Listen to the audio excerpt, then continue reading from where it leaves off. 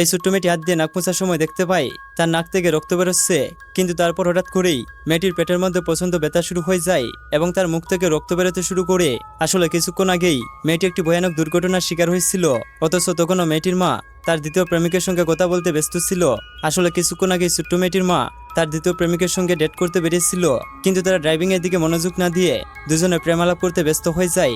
আর এমন সময় একটা মাইক্রোবাসের সঙ্গে তাদের গাড়ির অ্যাক্সিডেন্ট হয়ে যায়। আর এই দুর্ঘটনায় মহিলার প্রেমিক ও কুকুর আঘাতপ্রাপ্ত হয়, তাই তাদেরকে হাসপাতালে নিয়ে আসা হয়। কিন্তু তারপর মহিলা ডাক্তারকে বলেন তার প্রেমিক এবং পোষা কুকুরের চিকিৎসা তাড়াতাড়ি করার জন্য, অথচ এই দুর্ঘটনায় তার নিজের মেয়েটি সবচেয়ে গুরুতর আঘাত পেয়েছিল।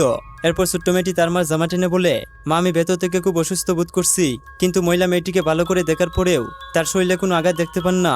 কিন্তু তখন একজন ডাক্তার এসে জানায় মেয়েটির পুরো বডি পরীক্ষা করার দরকার। কিন্তু তারপর মহিলা ডাক্তারকে বলেন তার মেয়ে সম্পূর্ণ সুস্থ রয়েছে, তাড়াতাড়ি তার প্রেমিকের চিকিৎসা করার জন্য। এরপর মহিলা তার মেয়েকে ধমক দিয়ে বলেন যতই ব্যথা করুক না কেন চুপচাপ এখানে বসে থাকবে, আর আমাকে না বলে এখান থেকে কোথাও যাবে না। একথা বলে মহিলা সেখান থেকে চলে যাচ্ছিলেন, কিন্তু তিনি বুঝতেই পারেননি এটাই তার মেয়ের সাথে শেষ সাক্ষাৎ হতে চলেছে। তারপর মেয়েটি 3 ঘন্টা ধরে এখানে বসে থাকে, কিন্তু তারপর হঠাৎ করেই মেয়েটি নাক থেকে রক্ত পড়তে শুরু করে এবং একটা সময় তার মুখ থেকে প্রচুর রক্ত বের হয়। কিন্তু তারপরেও মেয়েটি তার ব্যথা চেপে রাখে, আর তার মাকে বিরক্ত না করার জন্য মেয়েটি নিজেই মেঝেতে পড়ে থাকা রক্ত টিস্যু দিয়ে মুছে ফেলার চেষ্টা করে। এবার তো ভিডিওতে লাইক করো।